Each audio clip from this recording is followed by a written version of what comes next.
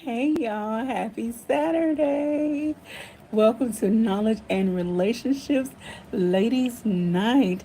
I'm your host, QV. Joining me as of now is Azul Bella. How are you doing, darling? Hello, I'm doing great. How are Hello, I'm you? doing great. How are you? Alrighty, I want to say thank you for joining us. Also, this is a sip and chat, session. You can sip anything from water to wine. It don't matter around here. So tonight I am sipping on some good old sparkling water that I had to pour in my little fancy mug. The queen of everything. Y'all know how. Anywho, so what about you, Miss Tuzzle? What are you sipping on? I I actually just actually have just have water. water. I All need to right. I go need to get me go get some me wine some though. wine though. Alrighty, I like bubbles in my water. I like bubbles in everything. So we just I, that's how I roll. Anywho, so we're gonna just get right into it. Tonight's topic is the shade of it all, skin tone discrimination. I know some people are probably rolling their eyes like, is this really a thing? Yes, it is a thing. Even in 2022, there are many women, especially, but men are joining. Unfortunately, this crusade, this not crusade, this trend of lightening their skin to fit in and to be more accepted and to open up the doors of more opportunities. There are people that are using harmful products, and we're gonna get into that. Y'all know me, how I do my research, and I got a lot of notes, but I'm trying not to make this sound like a lecture. That's not that. Definitely not. I want it to be a discussion. So, I want to just go through a few notes, and then we're going to go back and forth. And, Azul will share her experiences, if any, or observations. And those of you in the chat can share your experiences and observations. First, I want to say, what's up to Princess K? Oh, yes. Let me pause first. The knowledge and relationships of you. I can't tongue tie tonight. The knowledge and relationships YouTube channel has reached 1,000 followers, which has been one goal. So yay! Shout out to the team. Yay. Yay. Of knowledge and relationships and all of the other shows that has helped get the numbers up. So again, those of you in the chat, hit the like button, share button, comment, whatever you need to do. Help us reach the next goal line that we have set for the team. All right, I want to give a shout out to Big Bad Bull. Thank you for stopping by. Mimsy Lens, hey girl. Thank you, Wizbots, Nightbot. Thank you, y'all, for working that chat and reminding people to hit that like button and subscribe. So, in order to comment, you got to subscribe. So, I mean, it's just right there. Hit the button. So, anywho, we're going to move on. So, I want to talk about the topic for tonight. Now, this goes beyond just racism. This is a topic called colorism. It's not a foreign topic. It's just not one that's it's not talked about very much. And so, colorism basically is when people of darker skin tones, any ethnicity, but if their skin tone is a little darker than some of the others, they are not highly liked, revered, they're pushed to the side, they are discriminated against, for lack of a better word. And so we're going to just talk about a few things. Oh, knowledge relationships says can't see me. Can you hear Yeah, me I though? can Yeah, I see can't you. see you. But can y'all hear me? Yes. Yes. Okay. Well, I hate to drop down, but so as well, I'm gonna ask you these questions, and then if you could just kind of give your introduction Yeah, it's spiel okay. about these topics, and then I'm gonna try to fix my tech issues. But let's talk about um, when you hear colorism, what does that mean to you? And then, if you don't mind sharing your ethnicity, and then maybe some of your observations and or experiences. Yeah, Yeah, sure. sure. Okay. Okay. So when I So when hear I what I hear it, think what I about think it, about it, it's it's many different many things that different come things to that come to mind, mind, honestly, honestly, because because I think I about think how about how others others feel, I think feel, about I how think about I how I feel, feel, and I think and about I how think about other how other people people portray it, portray it, the the whole whole thing as a thing whole. as a whole. I grew I up grew up in a in type a of type of lifestyle where lifestyle where I I kind of just, kind of just, grew up grew around up just around just different different people, people, but they but all they had all different had different colors, even colors, though they even were though they from the were same from the same place. place, or, they grew up around the same type of people. I'm Latina, Hispanic, Mexican, Honduran, but light skinned, I guess. I have big curly hair, and it's for some people it's a hard thing to deal with. For other people, it might be okay, but for me, when people hear that, they get really defensive. I feel, and sometimes it strikes people just kind of like, okay, let's fight about it then. Instead of like, let's talk about this. Let's see what your opinions are, what mine are. Um, but I do feel that often people kind of just go towards that instead of just communicating about it. Um, I do know that in my life, Latinos and Hispanics deal with a lot of the um if you're light or if you're dark part of their countries, like, so no matter what country it is, they deal with that somewhat. So um it's kind of hard, and it's kind of hard for me to think about it from their perspective as well, because I deal with certain things, but like um it's different from everybody, because we Yes, might all not be the same shade. I got you.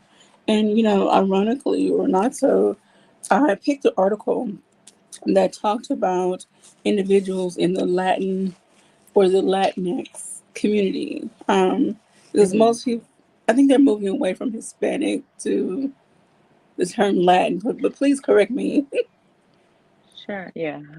Yeah, I think a lot of people are. I feel like I think you really have background for for all three words to really kind of know what you call yourself or what you really want to, I guess, in some kind of way identify with. But the reality of the words are Latinos and Hispanic. So Latinx is more of a new thing where, how some people say Chicanos, or like Puerto Ricans say Boricuas, like we say kind of like it's kind of like a dialect of where we're from, but it's not necessarily who we are, I guess, all the time. Latinx is definitely something newer.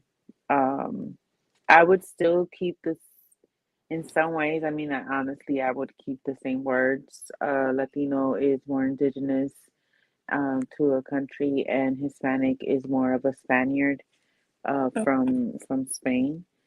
Okay. So it's different. But you know what? But even still, like, I just talked to someone the day before yesterday, and they were telling me that they met somebody that was darker than them. They were like really dark, and they were in Mexico, and they were like in different places, and they've always kind of met people that you didn't think that they were from that country, or they were from a different country than you just automatically assumed they were be from, just based off the color of their skin. So I know sometimes, I've known people that are dark skinned and they know Spanish, and people talk crap about them, and they're like, "What up?" Like, I know what you're talking about, and I'm from where you're from. Like, what is the difference, or how does that compare? But honestly, from my perspective, I think it's a little bit different because I'm light skinned, so Okay.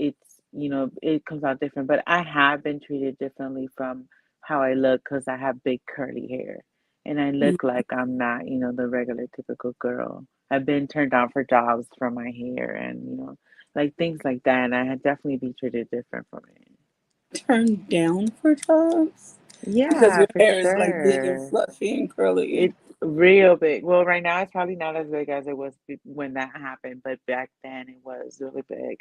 And I felt the energy. When you just feel like someone kind of just giving you that feeling, that look like, I don't know, you know what I mean? I don't want to say a little too much, but you know what I mean.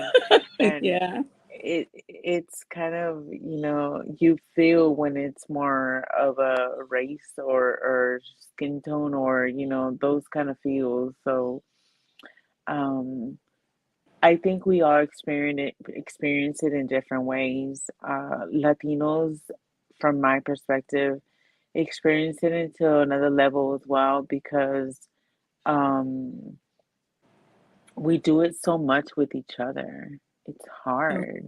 Hi, hon. You look so beautiful with the sun. hey, this is M3. All right, so we want to welcome Mrs. M3 onto the panel, and if you would like to, we were just getting started. Hey everybody, good to see y'all. So sorry I was late. Oh, you're Okay, good. You're I'm headed good. to an event. I apologize. No problem. So we're just getting started, and so I was asking the question of, the topic is the shade of it all, skin tone discrimination.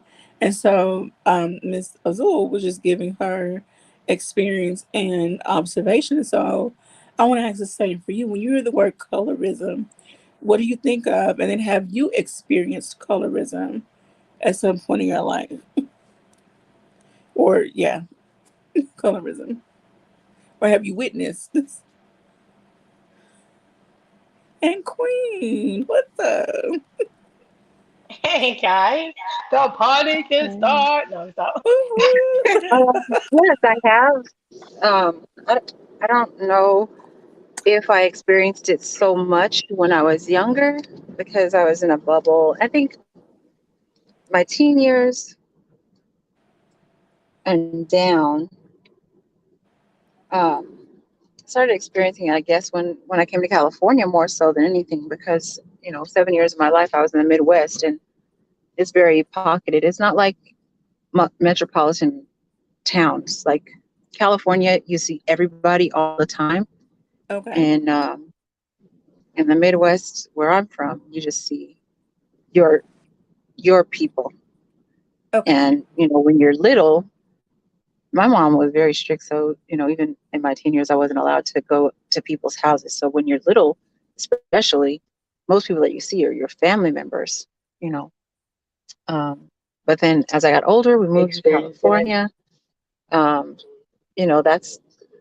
that's the difference there because in California you have all different people. In Midwest you see them at the library, you see them at the grocery store, but you don't really see them in your town unless you head out to Chicago, which is another big town, kind of like the towns I grew up in, San Jose and Okay.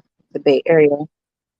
Um, in regards to like how I experienced it, I'm medium brown, so it depends on whose room I'm in.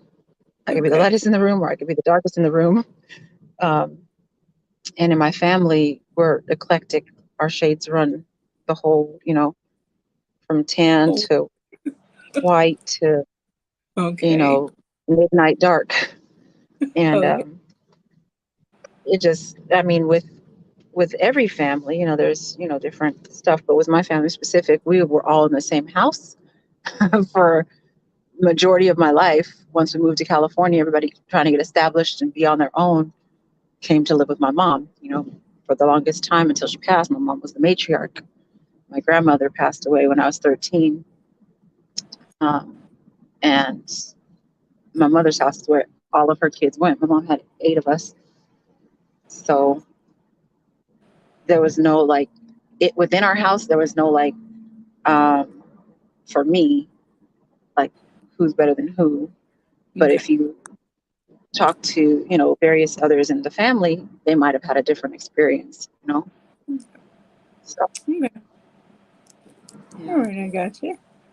Thank you for that. And Queen, can you give us your perspective on, what colorism, when you hear the word colorism, what does it mean to you? And then have you experienced or observed, colorism in action in your lifetime? Um, to me, colorism is discrimination based on someone's skin tone.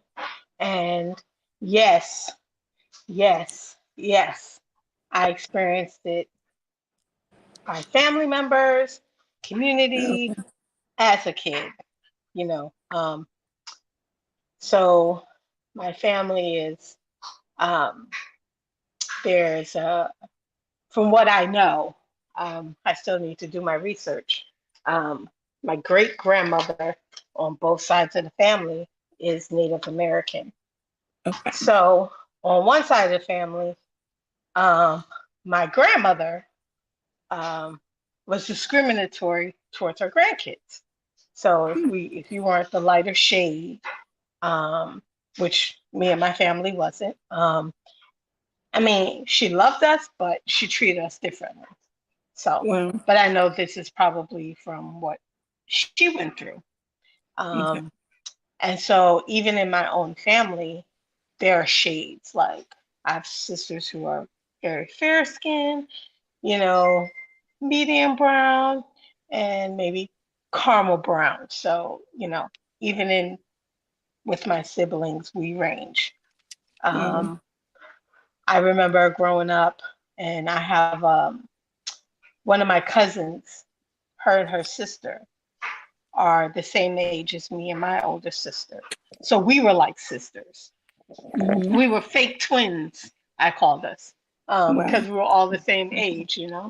Um, but when they would come over and spend some time with us, kids on the neighborhood like, oh, that's not your cousin. Look at her skin. Look at yours. Look at her hair. And I was like, shut up. Don't get Wow. mad because your family, you got a bunch of Brillo pads in your family. Get out of here. You know what I mean? Like I didn't pay it no attention, but Wow. even as a kid, that's what it was. Um, so yeah, and then moving to moving to the West Coast.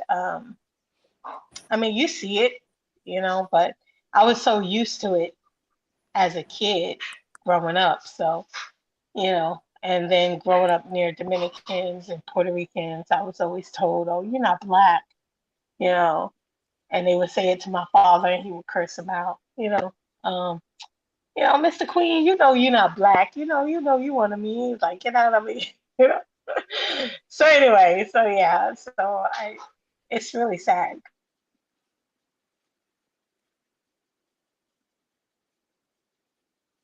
Sorry. Yeah, ma'am. I want to thank y'all for sharing that. And I have experienced some things, and because I'm a lighter shade, because now I have on bronzer, so I look dark. Anyway, but and this is not to say that my experience is like, oh, woe is me, because unfortunately, that is another conversation between, especially Black women that I've heard, is that light skin gives you privilege, and unfortunately, it does.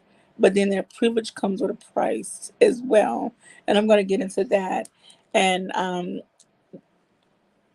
lighter skin is revered as more pretty as this. There's so many misconceptions, and we have fallen into this mindset of skin tone. And I'm going to give you a little background as to where it comes from. Everything has a start, and somehow it gets ingrained in our DNA, somehow in our mindset, and we subconsciously pass it on from generation to generation without realizing that we're doing that. And so, of course, y'all know I read a lot. And so I found an article that talks about when colonialism was on the rise. And this goes even way back before slavery. So the Europeans, of course, were going across every which way trying to conquer everybody and everything.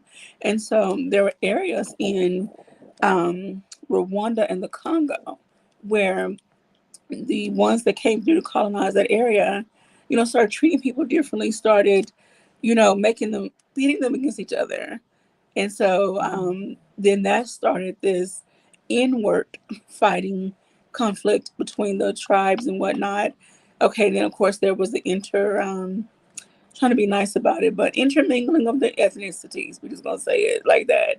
There was a reproduction, and so of course, the more you reproduce, the lighter, the lighter, the lighter. So anywho, time went on. There were other parts of Africa where colonialism tried to take root.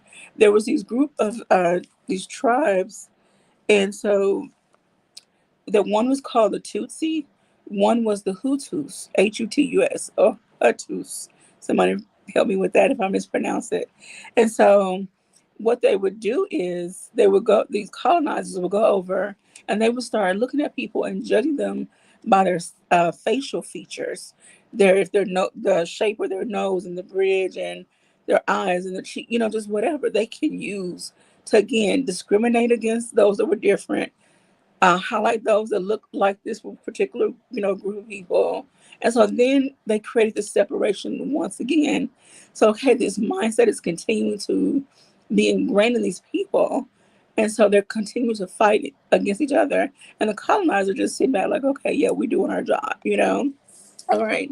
And back then is where, we hear about, well, now we hear about the paper bag test that came from many, many centuries ago. Um, then it just continues on. In Rwanda, there was a genocide in 1994, where the Belgians came in and they were trying to force people to show their ethnicity papers. I mean, it's just, again, there's so much reading and so much research out there. This is a global issue. It's not just in America where light is light skin versus dark skin. This is a global issue. And I know it's not a lot we can do, but here's what we can do, because there are products on the market that contribute to this mindset that are very harmful for individuals that use them.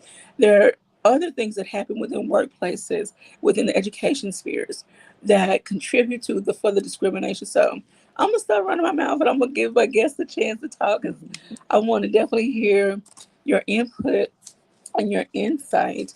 So let's look at the movie School Days. Have you all seen that movie School Days?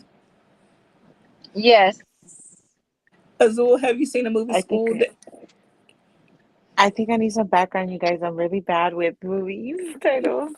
Okay, well, That's I'll okay, let Russell. Mrs. M3 give you some insight. I want to say first, I love Spike Lee. And if you watch his movies, you see that they're not just about entertainment. They have a message, but go ahead. He always has a message. Message. Um, and he always gets close up on people's face. You know it's Spike Lee produced when it gets like zooms in on the face. But yeah, that movie, it was good entertainment. But it takes place in the South, I think Georgia, and the two, there's more than two, there's a few fraternities and sororities that highlight colorism, the deltas, and um, I forget the AKA. other one. I know the deltas because those are the darker skinned girl fraternities, and then I forget the other one that Tisha Campbell was in. Um, but and my aunt was a delta, or is a delta. Mhm. But anyway, so if your skin was not as light as a brown paper bag, um, you weren't allowed in certain fraternity or sororities and fraternities, and if your skin was uh, not that color, or if it was darker, then you were accepted in other fraternities. And if you were too light, the darker skin wouldn't let you in. You'd have to go through a lot more challenging things. They Crazy. would be mistreating. My family is from the South too, but my mom would tell us stories. My grandmother, my grandma didn't talk too much about, you know, all the segregation and stuff like that. But my mom's generation would talk about it, and they would talk about how if you were lighter skinned, my mom was lighter than me, you would be mistreated. And in the situation with School Days, it's kind of like, you know, um, the lighter skinned one was passed around and then Mhm. dumped by her boyfriend, who was the head of um, the Mew, whatever. I can't even Yeah, get this name. I don't think you're it supposed to wasn't do those even. things, those symbols and stuff, but Yeah, it was like he set her up basically so he could dump her and move on. The one scene that I want to talk about is when they were in the beauty shop, and it was the wannabes against the jigaboos. And so the wannabes were the light skinned girls that were in a sorority, and the jigaboos were the darker skinned girls. And all of them weren't in a sorority, but they were just the darker ones, more natural hair, the kinky And kinky hair. neither of them gave themselves that name. The opposite teams gave each other Yes. those names. Yes, and so they, Oh. of course, it's a sing. You know, Spike Lee got a lot of singing in this. So this was pretty much a singing, dancing scene, but it just showed you how, again, those narratives have been played over and over and over again within our Mm-hmm. communities, and it's like light versus dark. I'm better. You're not. You know, pitting each other against each other, and so that's one thing that stuck out for me. And again, we still, to some degree, unknowingly, subconsciously, we do this. We all have biases. That's a fact. Everybody has a bias. You may not Mm-hmm. operate in it at all times, but it's there underlying. So anywho, I want to say thank you to Bravo with Sheila's chat. They said so true. That's so true. But that mindset is sad and causes separation. It really does. I want to say hello to Alma. Thank you also for checking in. Thank you to everyone for checking in. If you would like to join the chat, please let the moderators know, and they will send you the link to get in because we want to have a well-rounded conversation. Okay, so let's talk about going back to slavery. And I'm going to get to some of the articles that I pulled up. So going back to the days of slavery, people would like to say people say, let's just talk about and I'm not going to use the word, but the house versus the field. We're just going to say it like that. uh, the, hey, Truth, how are you doing? If you'd like to come up, please do. Um, the house versus the field. Azul, are you familiar with that term, the house versus field slave? Yes. Yes. Okay. Um, I don't know. Again, going back to where you grew up or your history, your ethnicity, like what your life experience is. I know that your people were not enslaved. However, have you ever heard stories from your grandparents or great grandparents about what early Oh. life was like? Well, certain people, I mean, I think some people in the maybe the African American community don't know that they were enslaved during the same periods that African Americans were, because we have so many of the same shades. I mean, we have someone that is your exact same shade that is exactly from where I'm from, or Okay. someone darker, you know? So like, but even still like I think that applies regardless because the darker people do get treated differently than the lighter people. And that same inside the house and outside the house and like the people, that applies also in so many different ways. Maybe not in the same exact, how I guess it's said, but it does apply. And it sucks that it's that, or that they thought that, the lighter that your skin was, the richer you were, and the more that you were allowed to be inside the house or anything like that because you were quote unquote cleaner, or, just better, more worthy of being there than out in the fields because you're darker.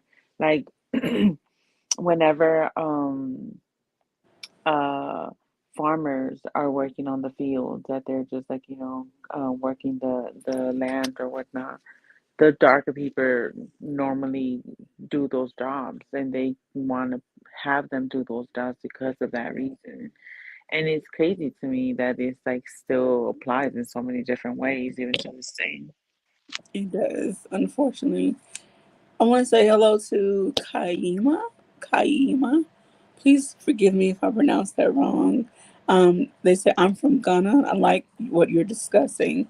Thank you so very much for joining us. And hopefully, you can give us some insight into what life is like now in Ghana when it comes to the skin lightening creams and how people with different skin tones are being treated in that area. I would love to hear your perspective.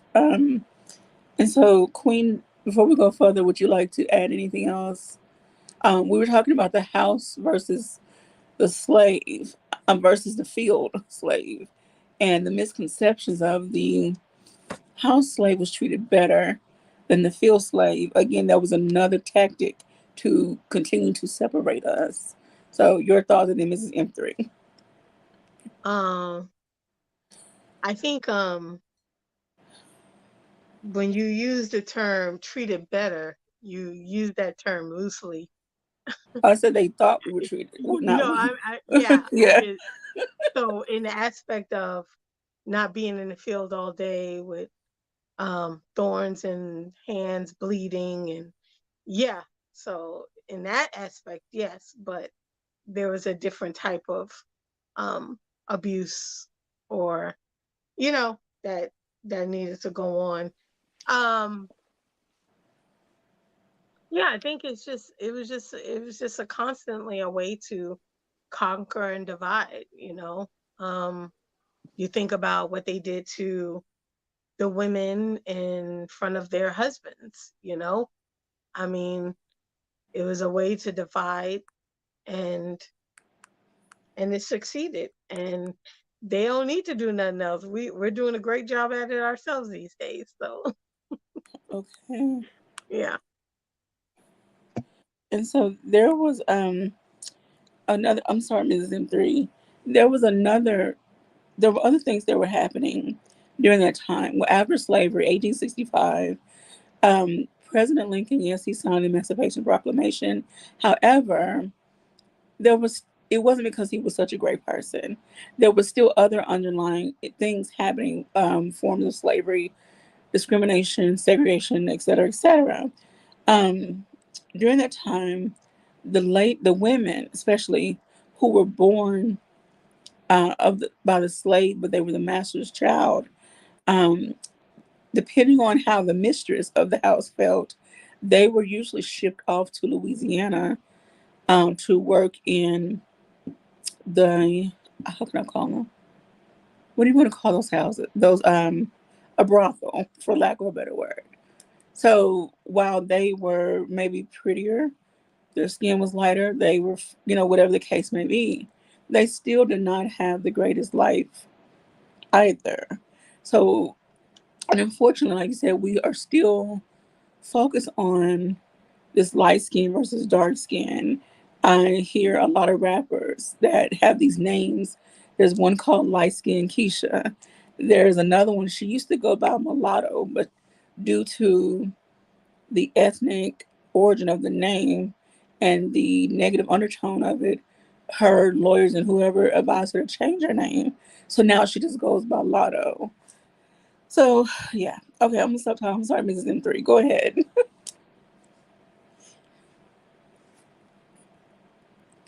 Can you hear me? Mrs. M3? I know she's in the midst of doing something traveling. Yeah, Um, I think she just got to the event. Can you oh, repeat that? so I just wanted to get your intake on some of the last things we talked about versus the house versus field slave, the whole mentality, the discrimination, and anything in between in that era In the era of, of slavery and right after slavery, and the mentality of the house versus the slave. Again with the skin tone issue. I mean, the house versus the field slave. oh yeah, I've I've heard about the different treatments, and it's goes back to that what you were just sharing about with the colonizing, and the fact that they intentionally treated certain colors better, Yeah. or intentionally made that distinction so that we wouldn't trust each other, so that one would tell on the other because of preferential treatment, so that there would not be a coming together of nationalities. We think that it's like, oh, people, we black folks just don't like each other, but it's not that we just don't like each other. It was trained in generations to be that way. It was Yeah. trained in the ministers to teach, you know, congregations to be subjugated to lighter people and, you know, respect and revere the master and those kinds of things. Those were trainings, and we see in history it's not like something that we made up. It's like it's talked about and it's like documented that there were like church sessions where people would be told, you know, do this and you know, you have your rewards in heaven, Mm-hmm. and you know, treat people, you know, certain way. And to this day, when we look around congregations, like this isn't made up stuff. The most segregated day of the week is still Sunday service. And it should be the most unified, but yeah, most that. Thank you so much for that. All right, so I read an article, and of course I'm not gonna read hardly any of all of this because I'll just put the link in the chat box. It's called "Critical Reflections on Ethnicity and Colorism in Africa and the Diaspora," and so the article goes through pulling from different resources what experiences has been like. I mean, again, and this is from the 2000s up to now. This is again not an old thing. This is something that's fairly new and fresh that is still happening. People are being drastically discriminated against because of their skin tone. There was a movie called well, a documentary called Dark Girls that came out in 2011 that further breaks this down and talks about women give their accounts from all different perspectives, and it was directed by Bill Duke and Shanson Berry. Many of you may know Bill Duke as an actor from the early 50s, 60s, 70s. He's very dark skinned. He also shares his experience about trying to get jobs in Hollywood and things of that nature. So, not just women experience the effects of colorism, men do as well. People tend to get typecast. People tend to miss out on job opportunities because of their skin tone. Um, from my experience, people of lighter shade, brown to light, they are seen as less aggressive, where people who are darker skin tone are seen as more aggressive. And Queen, you're in the social work field. Can you share maybe some things along this line of what you have seen, experienced, heard? I mean, just heard, whatever. In the aspect of colorism. Yes. Do we have enough time? Man, you know what that laugh means. Um, I think the main thing is you have, because of freedom of speech, quote unquote, you have different people in the field who caseload is non of a black color, and they are not, and they have made blatant statements about Hmm. their views. So in aspect, they're still able to keep their job. They still have this caseload, and they're not serving this population the way that they should. They Well, don't. They're not there. They don't. And you hear it. You know. I mean, I've been in situations where we show up to court, and the young person's like, "Who are you?" And they're like, so you don't show up, you don't call me. I ain't never seen you. Well, well, I've been on your caseload for a year, and I've never met you. You're my case manager or social worker via paper. That's it. So stay on paper. Don't come talk to me. oh, well. And usually these type of situations, they have, advocates, court appointed advocates, that they're like volunteers, but they, Okay. more so support the some of the clients. But yeah, I see it all the time. It's just it blows me away.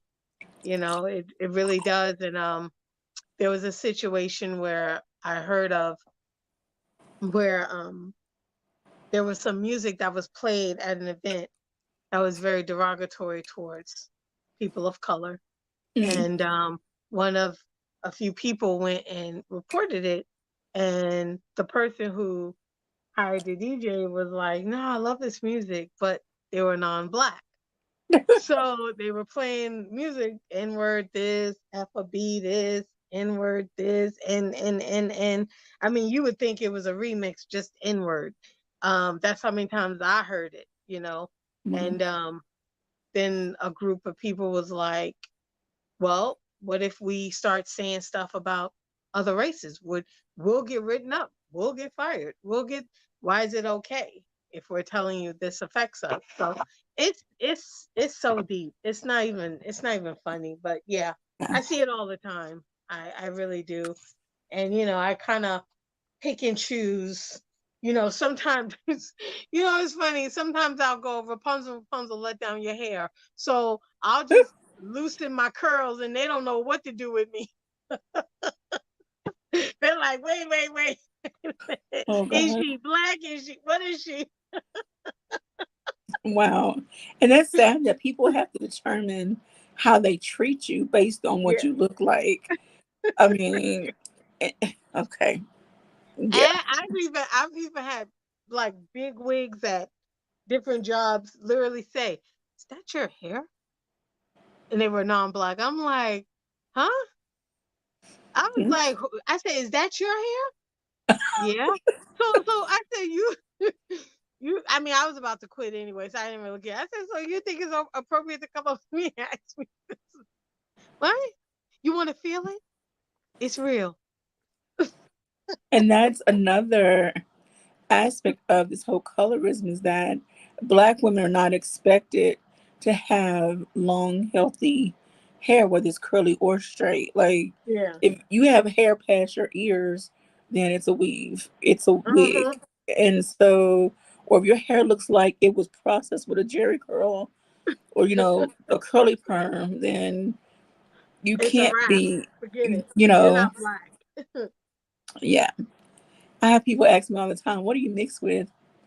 Well, here, a picture of my parents, so I don't know what to tell I just, you. I just, I want to make a T-shirt that say "No hablo español." You know what I mean? Like, just stop speaking to me in Spanish. I don't speak Spanish. Get out of here. You know what I mean? Azul, can you make that happen for me? Or learn it and wow them. Be like, oh, okay, can't get away with nothing. Nah, I'm good. Oh goodness. So Azul, I'll send you a DM, Azul, about that T-shirt. Okay, good. I got you. oh But god. learning it and wowing them is way better because then you could Oh shut them no, no, up I, real I quick. get it, but I'm just like, let me be me.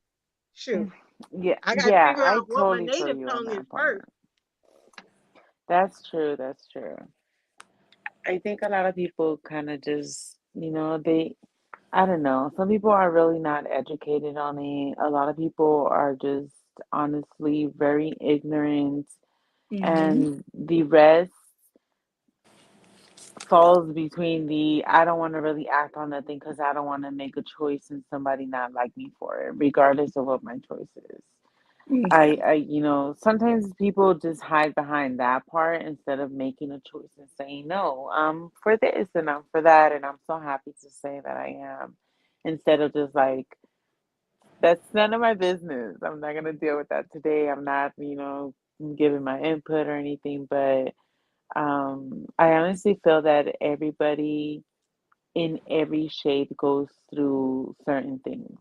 I definitely think that white America or white anyone, to be honest with you, kind of gets the bigger piece of the cake and they get the best treatment or whatnot because that's the way that they have set up the plan to be. Yes. But if we as a whole, all the colored people of every shade, and by that, I mean, like, who we really are, who our culture is, and, who and how we kind of learn things growing up and our real tongue, like Queen said, like, because there's a lot of different tongues that we ourselves don't know about our own cultures. So, like, if we really kind of get back to our culture as what it is, and stop looking at everything so much with like something so meaningless, really, because why can't we just look past that as a whole? Especially, I think women are where a lot of our biggest thing is that, from so many different views. Like, did you guys experience that growing up? Like, was that a thing for you in high school and stuff like that? The skin tone Yeah, issue. like, yeah. In my school, it was like 85 to 90% black. So there was this, there was kind of this pretty girl versus not so pretty, but yeah, rough around the Mm-hmm. edges girl. Yeah. Mm-hmm. And I didn't really fall into it because some of my best friends were like literally all shades. Mm-hmm. And Yeah. so I just Yep. I hung out with who matched my interests, my Yes. who I had classes with. So, but there were some people that were very discriminatory. Yes. I see we have one long male who decided to join ladies' night on tonight. Hola. Don't do that. Don't Welcome do that. in, Mr. Intellectual SoapBox. Hey, hey. But I'm Don't do that, glad you y'all. Don't do joined because I do want to get the male perspective because in my reading, there was an article about how young men in the Caribbeans are now becoming more self-aware of the mistreatment of the lighter versus dark skin. These are young men in their 20s. Mm-hmm. And again, it goes back to access to healthcare, education, and jobs. And this is across the Latin community, the Indian community, But Indian as in India over yonder, and then Africa and right here in America. So, and then but men. I'm sorry, go ahead.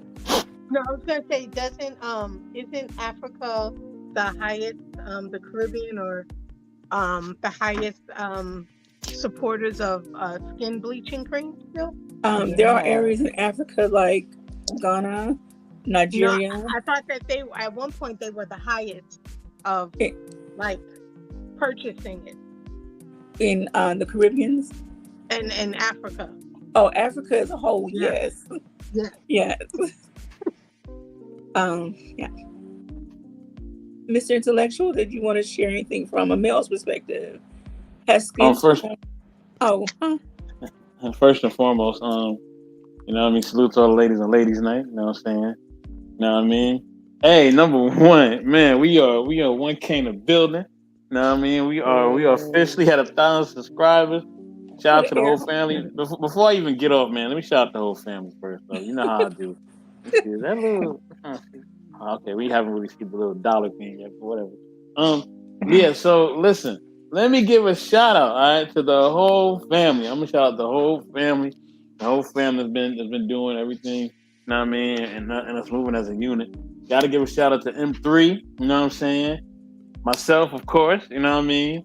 Y'all know what it is. You know, DJ Eddie King, First Lady Tammy, Damo, Queen, QB. You know what I mean? Lola, B-Eazy That Dude, Big Rigs. You know what I mean? Azul Belia. Damn, if I'm forgetting anybody, Road OG Patrice. You know what I'm saying? OG Patrice definitely in the building. You know what I mean? Princess Mrs. M3, of K. course. Um, man, shout out to everybody, man. Shout out to everybody. Shout out to the whole crew. You know what I'm saying? Shout out to the whole crew. Non-delicious. We are strong. We are forced, and we're moving and growing. You know what I mean? We are definitely moving and growing. I'm excited. You know what I mean? I'm a little bit tired, but that is all good. I'm gonna give me some rest tomorrow. You know what I mean? When I'm relaxed. Um, Dang, I'm trying. I think I mentioned everybody. Oh, Mr. Bryant, the best moderator in the world, Mr. Bryant. Shout out to him.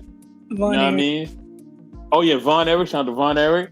You know what I mean? And shout out to everybody who support us too. Princess K, Razik, Truth. You know what I mean? All y'all that's been supporting us. John Santana, I see you, brother. You know what I mean? He be on Easily Rigged a lot. Please, everybody like to subscribe to John Sin Different. John Sin Different. Oh, Different. He does music, fashion, a whole lot of things, man. Check him out. He's a dope brother. You know what I mean? Also, I see Lady Andre in the building. You know what I mean? He's here in the building as well. So congratulations on the 1K. Thank you very much. You know what I mean? Shout out to my brother John Sinatra again. You know what I mean? Good to see you. Also, Princess K. You know what I mean? What up? What up? Say hey, y'all. Hey, Princess K. You Hola. me, know what I mean? Princess and Okay. Queen got a road trip to take somewhere. Lord have mercy. Y'all, look. Y'all don't need to be around each other, all right? Y'all are Yes, not good for each other. I They're need trying to them. fight on people and all that. Nah. Nah. So listen. Let me get my perspective on it. You know what I mean? Because I'm gonna keep it short because I'm Okay. doing moderating stuff and I'm also doing stuff in the background. All But right. yeah, here's the thing. And it's gonna ruffle. What I'm gonna say is gonna ruffle some feathers, but it is what it is. I think I've had this conversation with you, QB, before. I believe I definitely had it with Lola before, and with others as well. I told Queen about this too. But to me, there's only three sets of people that exist within the whole universe, right? There's celestial beings, right? You know what I mean? And non-celestial beings, right? So celestial beings are beings that are, outside of our realm, right? It's outside of Earth. You know what I mean? It's beyond. Non-celestial people that are here. You know what I mean? They're in this Earth realm, right? Now, and within the Earth realm, right? You have people who are traditionally African or indigenous, and then you have people that are non-indigenous, right? Now, people who are traditionally African, right? Now, and I'm gonna ruffle some feathers here because here's the thing: Black culture doesn't exist. Latin culture doesn't exist. These are pseudo cultures that were given to us by the colonizer, including your name, language, and possibly what you believe. You know what I'm saying? Yeah, my name is not Mr. Intellectual SoapBox. I'm not gonna say my real government, but y'all know what I'm saying. QB's name is not really QB. Her name was something else. A Zubelia name is not really a Zubelia. It was something different, but somebody came, gave her a name, and that's what it was. Mrs. M3 name wasn't that. Queen's name wasn't Queen. It was something different. So when you take a people and you give them a flag, a different language, you change their original native tongue and you change who they really are, you separate them by geography, language, and you give them pseudo cultures as well. Of course, we're gonna have a whole bunch of things that we're confused about. Of course, there's gonna be a lot of hatred towards each other as far as what we look like, right? And we have a lot of similarities. One, we all get our energy from the sun. We are people of the sun. We get our energy. We get our crops, right? We able to farm, feed our animals, all that from the sun, right? We are people of the sun. We naturally gravitate towards warmer weather, right? We not those other people. Those other people, they can't be in a warm weather. They like to be in the cold, right? Their regions are more cold. That's why they're more comfortable in the cold. Us, we don't like the cold. Us wearing all these jackets and layers and all that. That goes against who we are, and we ain't with that. You know what I'm saying? And a lot of things that we have grown accustomed to, a lot of our customs, they either try to overly sexualize it or they try to demonize it, right? They try to say that we're animals or savages or this, that, and the third, right? Or they'll take African customs that we have, such as something as twerking. Twerking is not even what it is. Twerking is basically derived from African tribal dancing. If you see African tribal dancing, they move all parts of their body, including their rear. Okay? They move everything. They move their pelvis, feet, arms, legs, rear, everything. Okay? And it's not in a sexual manner. It's in an expressive manner to express life or to celebrate a life or to celebrate a life that's no longer here. You know what I mean? Or to celebrate a victory. If we have a tribal victory, they would do a victories dance. You know what I'm saying? So, and a lot of that is shown. And it's even shown on our food. We all eat rice and beans, right? We all we all like our meats and everything else with spice or with sugar, or we have a certain different type of we like our food to have texture, element, seasoning, right? As we would call it, sauce, right? But other people from other lands, they don't really like that too much, right? They kind of move away from that. Oh, that's too hot.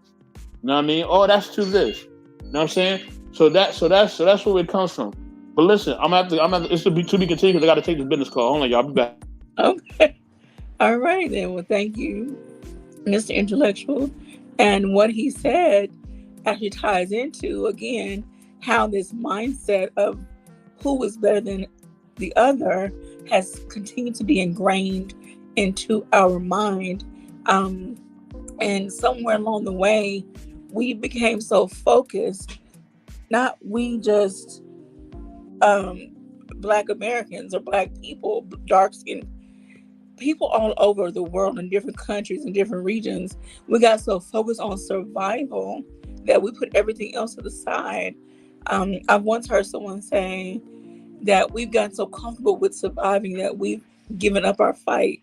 We've given up the fight to win. We're just trying to survive versus winning. And that's not a good place to be in. Anywho, we're going to move on. I want to read a little bit of these statistics. A majority of Latinos say skin color impacts opportunity in America and shapes daily life.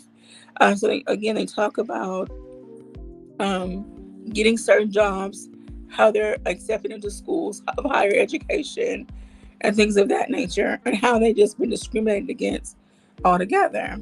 That's one article. Another article talks about the Black Lives Matter gets Indians talking about skin lightening and colorism. Oh, I'm so sorry, y'all. That was rude. There's this product called Fair and Lovely, and on the box it gives you the shade range. If you're this tone, you can get to this tone by this many uses, and et cetera, et cetera. And so there was a young lady who took it upon herself and decided, you know what? She was only 22 at the time. I'm not going to sit by and stand by this. So she, after George Floyd's death and other Black Lives Matter movements rose up, she was inspired to say, okay, what can I do in my community, in my part of the world to create a change? And so she campaigned for a project called Dark and Lovelies. And so because in the Indian culture, um, they have a lot of arranged marriages and other things that happen. And again, the lighter your skin, the more opportunities you're presented with. So I'm going to stop talking and I want to get you all's feedback on how this is the impact colorism and discrimination has on a global level. So Mrs. M3, if she can, I know she's at a party, she's a little busy. Azul. Uh, I think it definitely impacts us in so many different levels globally because overall, I think women, if we're talking about women first, well, let me just say women first. Um, we're just looked at it as so many like different weaknesses already. To bring in the color of our skin, it makes it a whole different level. Like it's just honestly, um, from being like tested on or approached differently medically just because the color of your skin, anything from brown up is going to be treated different than a lighter person for sure. When we're being treated for emergencies, when we're treated for giving birth, it's like a big Yes. thing. A lot of darker women die at birth of their child. A lot of Latinas get C-sections and different types of operations where you have to cut into us. And it's because we're these colors, not because of anything else. So it makes it really, it honestly, they like continue to use the color of our skins for so many different things around the world, because this happens not only here in the United States but like all over the world, Mm-hmm. where people get treated like this. And the lighter you are, the quote unquote less pain you feel, and the less Yeah. this you are, and the less this other prone, you're not prone to this or whatnot.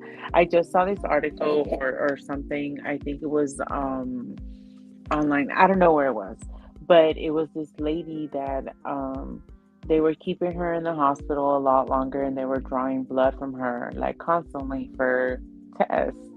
But tests that, she was just like, well, why do you need so much blood? But she was dark skinned, and they were just needing her blood. But it Mm-hmm. was because she's dark skinned, because they know that it has certain things that could heal, and they know the energy and the power that it has in melanin. So they treat us differently for so many different reasons. So it honestly, it depends on what you look like, because to them you're money. So Mhm. it will be globally because no matter what, these companies are gonna want to make money off of you, regardless. Yes. I'm glad you brought up the health disparities aspect. Again, that goes all the way back to the beginning of time. Women of color were treated so horrible, and especially the slave Yeah. women. They were used for experiments with no Yes. anesthesia whatsoever Hmm. because the doctor, the white people, and again, people, please, this is not to put down anybody. This is just to raise awareness of Yeah. what has been happening in our country, well, globally for centuries. And we're going to talk about how we can possibly, make some impact in changing the narrative. But black women, darker skinned women were used for experiments because they were Hmm. thought to have a very low threshold or a higher threshold for pain. And they didn't care that many women were, I can't even describe the treatment, but many of them died during the testing phases, Yes. and it was so unfortunate. Um, Queen, I'm sorry. Go ahead. You would like to add something? I know she works like triple time too. Everybody's working. Okay. Azul. Oh, Queen. What's that? Oh, I just want to see that you have when you want something you want to add to the conversation. No, I think you guys kind of summed it up. Okay. Azul, did you have something else you would like to add? I mean, um, I just I feel like the medical part is really important for us all around. Um, I think I've definitely seen that to be something that we don't really know about because not only do they try to keep us sick, but they try to, I mean, not only do they try to kill us all around, but they try to keep us sick for so many reasons and try to keep us from being healthier and stuff. Um, so I think all of us as a whole being more educated on what we do with our own body, so then giving which gives them access to do some other stuff to our bodies if we have Yeah. to, be seen by a doctor or whatnot. I think we should be more cautious of anything overall because we do get treated a certain way because of the color of our skins, no Hmm. matter of who you are. Like it definitely happens. And the darker you are, the more you are in risk, to be honest, because Yes. your your everything is very valuable. So for anyone to be wanting to treat you a certain way and it's not valued, then you already know there's a reason for it. Most definitely. So I want to move into talking about how music, movies, and the media can further contribute to this narrative that skin tone matters, or that skin tone plays a role in how you're treated. Hmm. And see, there are people who do get certain roles, and there's some who don't. There was a movie that came out. Should have had the name. It just came to me, but a movie that came out where it was supposed to be based on a historical event in time, and the real woman was a darker, heavier set woman, Oh but the yeah. actress they used to portray her was a lighter skinned, slimmer woman, Hmm. and so there are people who argued both sides of that issue. You know what movie I'm talking about? Mm-mm. I don't. No, I suck Queen. with names and movies. no. Okay. But I Um. understand that, and I definitely think that happens. I was actually just watching like I forgot what sitcom it was, but when they switch out the actresses and stuff, like they replace Mhm. them, but they replace them with someone completely different. Like on French Prince, when Viv was way lighter. On this other show, I forgot what show that is, but is one of the Wayne's guys and the daughter. They switched them out, and she was Oh dark at yes. first, but then she was like a way lighter girl when they switched them out. Like when they do those kind of things, it really kind of honestly they do it when it was someone darker and they switch them out to someone lighter. And to me, it's weird. Like they really try to still kind of implement that kind of feel into people's brains to think a certain way. Yes. Even that dance movie, what was it, Honey? Oh yeah. She was black, and then they had Jessica Alba play her. I'm Really? like, yeah, she was Honey Daniels. That's I think she's black. Oh, so that was Yeah, based on a real story. yeah. It was based on that's a even true person. worse. Yeah, and then they had Jessica. You know, all the black dancers. They had to pick her. So Wow. yeah. Hell no, you got me messed up if somebody's playing me and they're like way different than my skin color is. Yeah. So the movie was The Harder They Fall. That was the movie that I was trying to reference earlier, and I haven't watched it because I'm kind of getting my feelings back and forth. So I don't know, but I've heard it's a good movie. The storyline, like, well, anyway. So can y'all think of other aspects? Oh, I did want to see that movie too. Okay, now I'm more interested. Can y'all think of any other movies or music? Okay, let's talk about music though. I don't know what music was like for you, Azul, but for Hmm. us, for in the Black community, it was in the music videos. You saw these light girls who were ethnically, how can you say, they didn't look black or white. They didn't really look. They were just, you really couldn't tell what they were. You know, they could go either way because they were light skinned. They're usually what they call red bone or yellow tone, Yeah. undertone. They had long wavy hair, and most of it was probably weave. Who knows? Who cares? But that was what was praised, back then. And then somewhere along the way, um, light skinned men started becoming a thing, like in the 90s. And then there's all these running jokes about dark skinned men are in again and light skinned, there's so many different conversations and narratives that do we realize some things are actually more detrimental to our thinking process? I know people make jokes about it. And at one point in my life, I was very ignorant towards skin tone and the reality of it all. I didn't want to be dark skinned, but I wanted a dark skinned man. Like, what sense does that make? So anyway, yeah. I So, think for me with music, um, I don't know.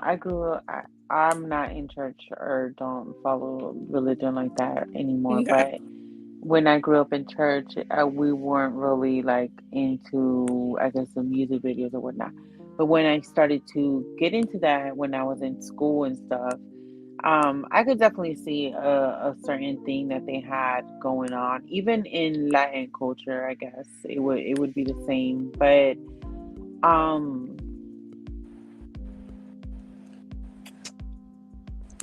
yeah, I think people like to portray a certain thing on video. It was always a thing where, back in the day they would um go out and scout for music that was from different cultures, and then they would have a white artist perform, and then they Uh, would they would make the radio stations not play nothing else but the white artist. So they would like blast the song everywhere before the the real artists got their music out. So when they mhm. got their music out, it was just like, no, this is by such and such. I don't want to mention their name and give them more fame, but like Yeah. it was by such and such. So the white artist would get all the fame for the song that they stole, basically. Mhm. Um, I think that still happens a lot, to be honest, and how they remake the songs also matters. So how they're portraying old songs as well. I think it definitely. How do you guys, since we went to music, how do you guys feel about the Lizzo playing that guy's flute? Mhm. I feel like Because it's a that's, piece of history and it should have stayed where it was. yeah. Who's flu? Who you talking about?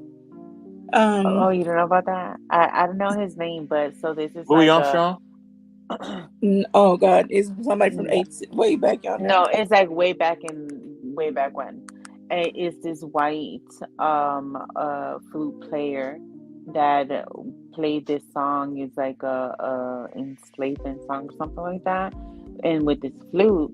But Lizzo recently played it, like somebody handed it to her and she played it, and then she performed with it again somewhere else. I forgot where it was, but she keeps It belongs performing to with this flute.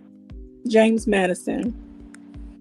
Well, Yeah. this is my thing. You know what I mean? And like I said, this. Hey, look, I ain't gonna say no viewer discretion advised. I already know what it is. I'm a rough feather. Look, at the end of the day, right? As I said before, right? They came up with all these pseudo cultures, right? Including Latin, Black, or well, I'm Black, but I'm from the South, right? I ain't from the North. Well, I'm from the East Coast or the West Coast. They cause all these separations within us, right? Because the thing is, listen, it's the whole Trojan horse analogy, right? Or just any analogy. When you want to break a nation down, and that nation is stronger than you, you have to infiltrate and cause some sense of separation. Because if you run up at them full speed with them being united, oh, you're gonna get slaughtered. Too many of them. Yeah. You got to find a way to infiltrate them. You got to find a way to cause separation, and that's what's happened. You know what I mean? And then what they do is that, like I said, they either demonize or weaponize, or they try to make what we believe in look as if it's savagery or something crazy. You know what I mean? And then they throw these terms at us. You know what I mean? Oh no, you don't speak French. You speak Creole. No, it's I'm speaking I'm speaking French. But no, we want to change the terminology because we want you to know. They want you to know that there's a difference. The oppressor and colonizer wants you to know that there's a difference. You know what I mean? They'll never call you Spanish, right? They'll never say that you're from Spain. They'll call you Latin. They'll never let you be able to completely fill into who they are. You know what I'm saying? You can speak English, but they're not going to say you're English. They're going to say you're African American or you're Black. They're going to always let you know that you're separate. You know what I mean? So they tell you who you are. You know what I mean? A great thing that one of my ancestors told me, he said, boy, he said the colonizer and oppressor is going to tell you who you are. Mm-hmm. They're going to tell you who you are. You just got to pay attention. So what they do is that they use, and I'm not coming at Sister Lizzo because I feel like so many people come at the sister, you know what I mean, about different things. And FYI, half of you guys coming at Lizzo, she don't even want y'all. So I just want to throw that out there. Now listen, let me finish my statement. At the end of the day, you know what I'm saying? At the end of the day, I know QB like that one. I know the other sisters like that too. At the end of the day, you know what I'm saying? What they do is, and the great Malcolm X said this, they use the entertainer, the comedian, the buffoon, and everybody else, you know what I mean, in order to be representatives of us. You know what I mean? If there's somebody who's being a socialite or a real political figure, they completely shun those people. They completely ostracize them. They completely blackball them. Anybody speaking to our progression or trying to educate us, they're completely demonized. But if somebody's trying to make you laugh or drink alcohol, which is a poison, okay? It's not good for you at all. It's a poison. You know what I mean? You're not even supposed to be drinking alcohol. You know what I mean? But they want you to do that. And on top of that, they want you to eat processed food. You know what I mean? And they call it fast food, right? It's fast. And they nothing but garbage and trash. They want you to eat Hot Pockets and all this other stuff. And they give you these slumlord type of grocery stores and grocery outlets to go eat at while they have a Sprouts and a Whole Foods in the local community. So now you got to spend $20 worth of gas or $30 worth of gas just to get some real food in your system because you live in a bad community. So you have to leave your hood, drive 30, 40 minutes over, sometimes an hour over, just to go to a real supermarket to get you some real food, real protein, and real things inside your body. And this is what the colonizer and oppressor wants it to be. And we still don't see that it's systematic. Why is there not a Whole Food and Sprouts inside of the most the most ghetto areas in America? We know why. Why we getting the what's the supermarkets that we got? The Seafoods and the Pathmarks and all this other trash that they're giving us. Yeah. No, give me a Whole Foods. Give me a Sprouts. Give me a Trader Joe's at least at the bare minimum, right? Give me that. But I can't get that. You're gonna give me the most the most trashiest foods for me to eat and consume, along with alcohol, which is bad for you. Like I said again, and not only that, you're gonna separate us. You're gonna separate us with religion and with these pseudo cultures. Let me let Mrs. M3 in. I got you, Mrs. M3. Before that, let me give a quick shout out to our brother Bruiser, aka I think it's Conqueror. If I'm saying it wrong, bro, please forgive me. I just talked to the brother, amazing brother. What's going on, family? Thank you for tuning in, bro. We got a great interview coming up with him on the 19th. So, definitely support this brother. I'm going to put his channel in our chat so you can like and subscribe to his channel and show his brothers some support. He's an incredible brother. Great views. If you want to come up, bro, let me know. I'm going to throw the link in the chat so you can come up as well. And that's all I got to say, y'all. Go ahead. Go ahead and cook sister. Go ahead. I'm sorry. All right. Welcome back, Mrs. M3. You can just jump in. We've been talking about... You okay, intellectual? Okay, because... Yeah. I've been like this all week. All week I've been killing them all week. All right. So, Mrs. M3, we've just been talking about the movie music, just the media aspect of how they play into colorism. I brought up the movie The Harder They Fall, how the main character was portrayed by a light-skinned woman, whereas the actual woman was a heavier, darker skinned woman. And there have been many other movies. And as y'all were talking, I thought about the movie Nina Simone, where of course I can't remember what is this girl name? Oh shoot. The girl that actually played her, they darkened her skin, and it was a very unflattering darkening of her skin for her to play Nina, when there are other actresses that could have played Nina so much better.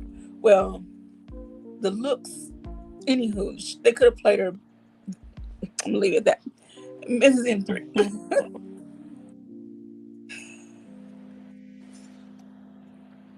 Yes, you hear me? Mrs. M3? Okay. I'm here. Go ahead. Did you hear what I said? No, I apologize. Can you say it again? We were talking about the movie music media influence on skin tone discrimination. I brought the movie The Harder They Fall, where they cast the main character different than what she actually looked like, and the Nina Simone movie, where they cast Nina as someone that didn't look anything like her. Zoe Saldana. Oh yeah, and they put that actress in. They called it blackface because her mic was so dark to make her skin tone look like she was brown. They were like, why didn't they get dark skinned actors as many? Yeah, I remember that controversy. So, what are your thoughts on how music, movies, and then media, such as daytime TV and news and things of that nature, how that impacts and influences or further keep us divided? Well, I definitely think that media is set to keep certain things alive. They can call it genre, but I think a lot of the time it glorifies the way that people were treated, and how things were established in a certain way. And I feel like, for example, when it says in, hold on. when it says in, Can you mute yourself? it kind of lives on in the eyes and minds of generations. For example, there was a time where, and I don't use the word HUNKY, or HONKY, was a derogatory term towards the fairer skins of people in our nation of roots and descent. You don't hear that word, even use that word, except if you're in the Midwest. You hear it in the West, out here, used like country music, honky tonk, and it's like that's the way you hear it. You don't hear it just because There's a lot of background noise, Mrs. M3. I can't hear you. whereas in our genre, Mrs. M3. every day you can see. Mrs. M3. Hello? Okay. Yeah, there was an echo. There's something. Um, hopefully she can get to a quieter space. I think I've been muted. Is it okay? Huh? What was the last thing you heard me say? I think I was muted. Someone muted me. I don't know, but there's a lot of noise or echo or something in your background. Can you hear me now? Yes, Is it still echoing? it's better. Okay. I don't know what the last thing was you heard me say. I don't. I'm sorry. It was hard to hear over whatever. Okay. Do you want me to start from the beginning? I can. Yes, please. So what I was saying is, that in general, media portrays the negativity and it holds on to certain things as glorifying them. So you'll see movies that say, people of the same culture, background, all these things, right? And it lives on. Oh, it's not derogatory anymore. We did this or that with it. Whereas on the flip side, and I remember when I was growing up, the HONKY was a word that was used towards the letter. And you don't see that. Another, you don't see that being called it by others. The last time I remember it was white men. Maybe. And before that, it was the big, famous Richard Pryor, when he, on Saturday Night Live, when he was talking with, I forget the guy who was supposed to be mentioned to him for a job, in a derogatory way because, the interviewer said that it was him.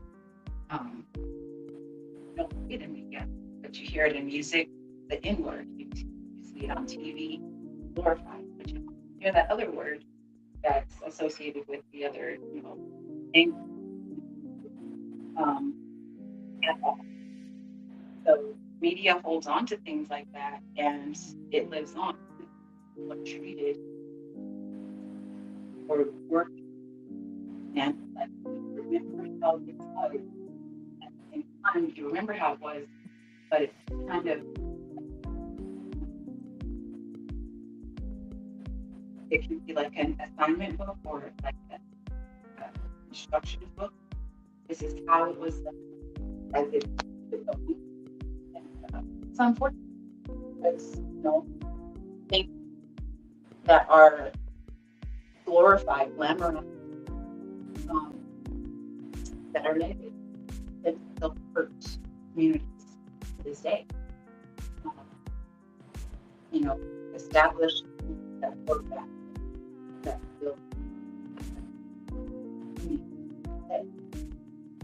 Yeah, I think media has a big role with it.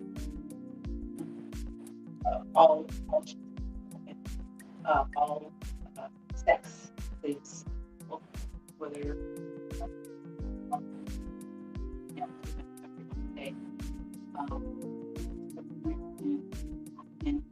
versus whomever.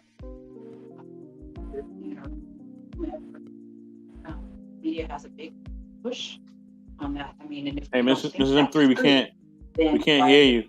Why commercial? I don't think you can hear us either.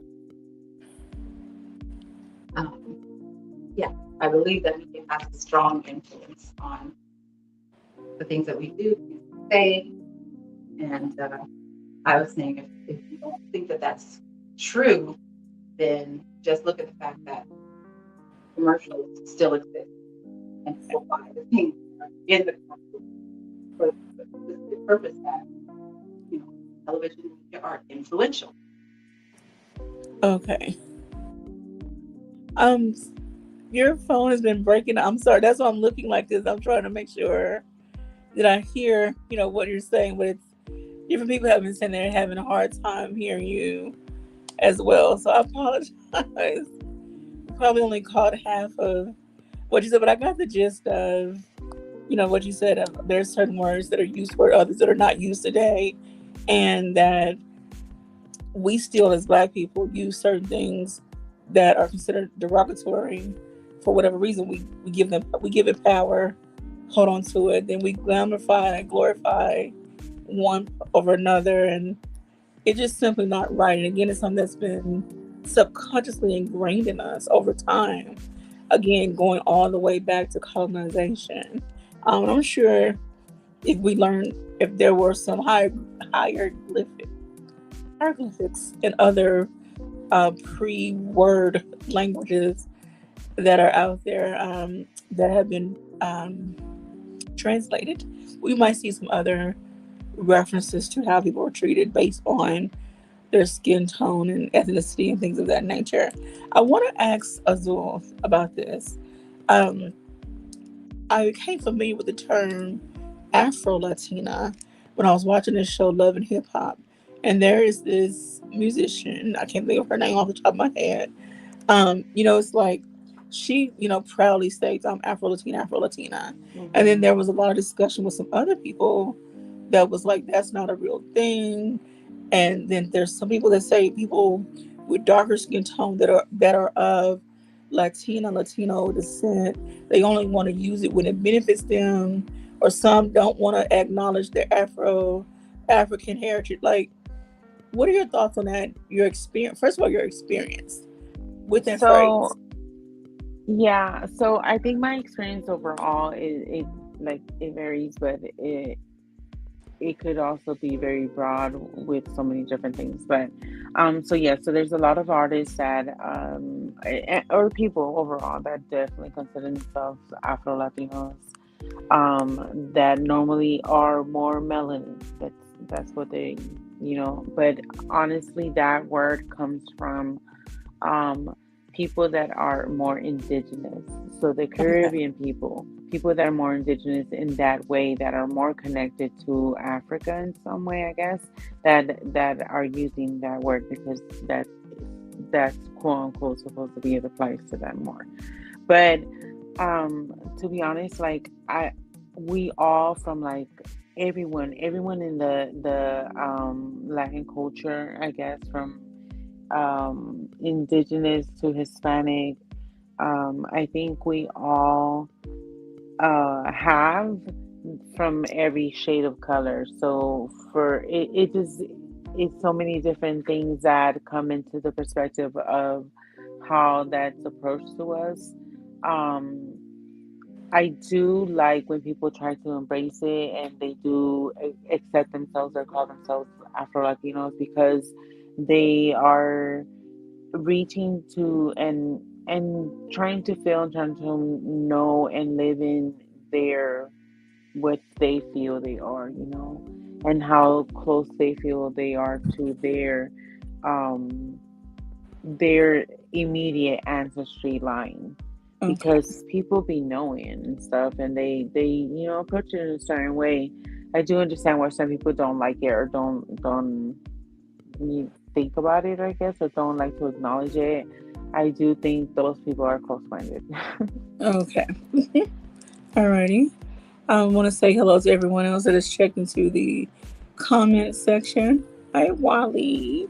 Thank you so much for checking in, and want to say welcome to Razik. I don't know how much of the conversation you've heard thus far. Would you like to give your input on the discussion? Well, I haven't heard too much. I was given the invite, so I'm just you're listening a little bit more before I you know offer some inputs.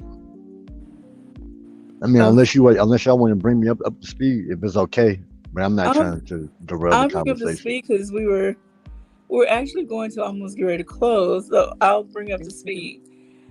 The topic is the shade of it all, skin tone discrimination.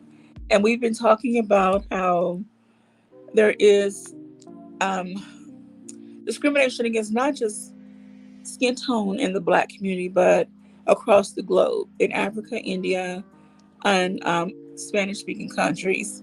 and how this mindset has led people to do harmful things to their skin, their body, in order to lighten their skin tones, just to fit in, be accepted, or to achieve advances in higher education, get better jobs, um, movie roles, whatever the case may be, and how using these products can be very detrimental to the health and overall mindset of the people, especially young ladies.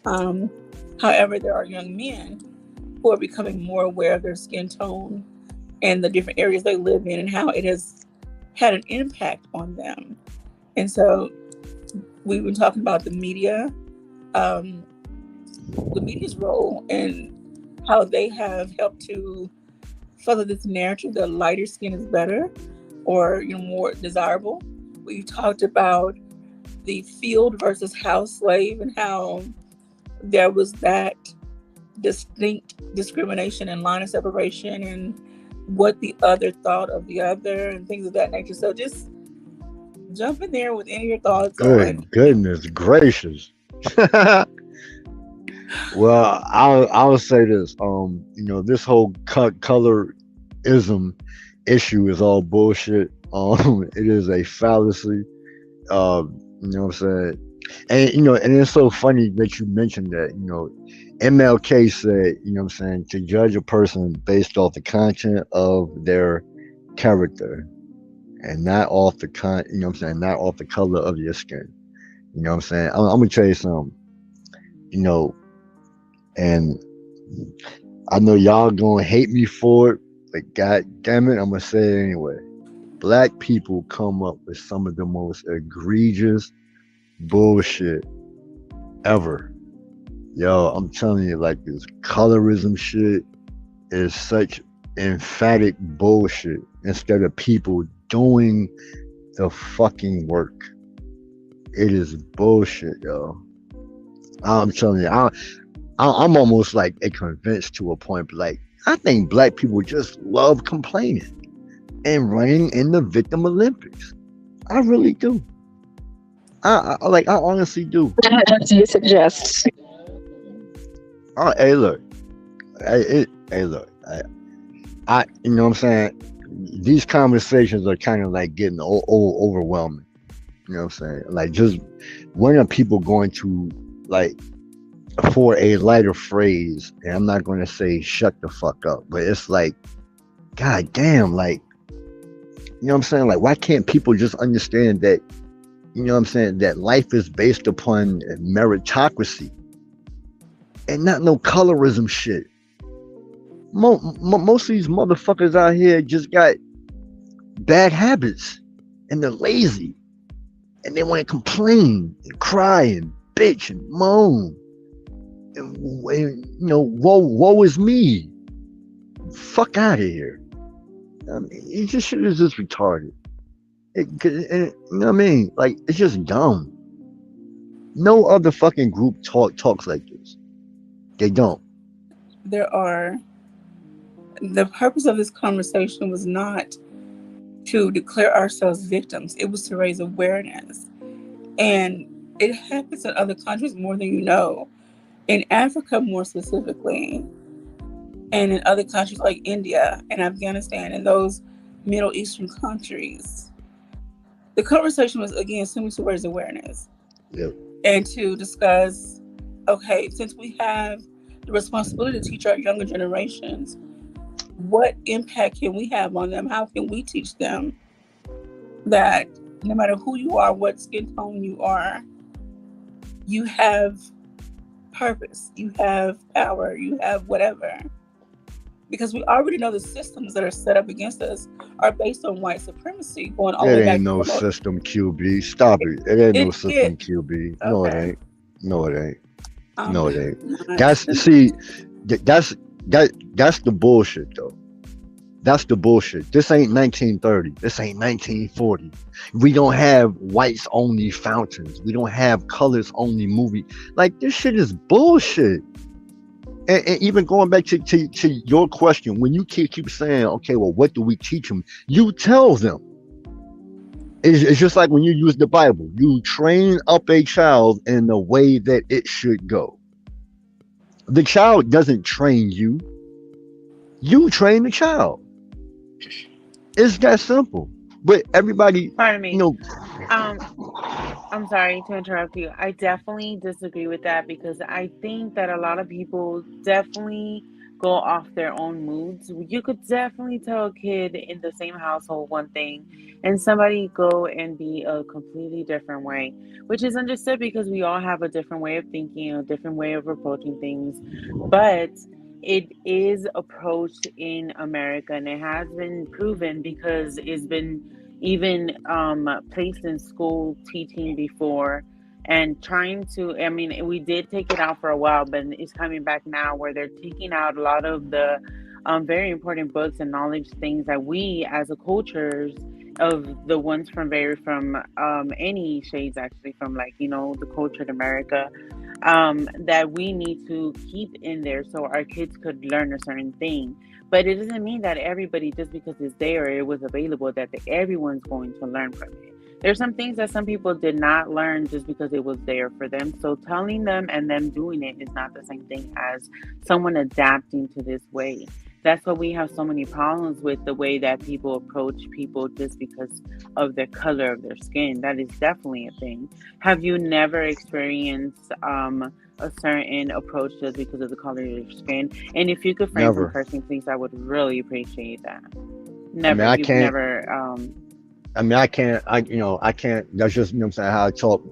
I'm a man. I'm gonna be very, what I'm saying, emphatic and very forceful in how I talk.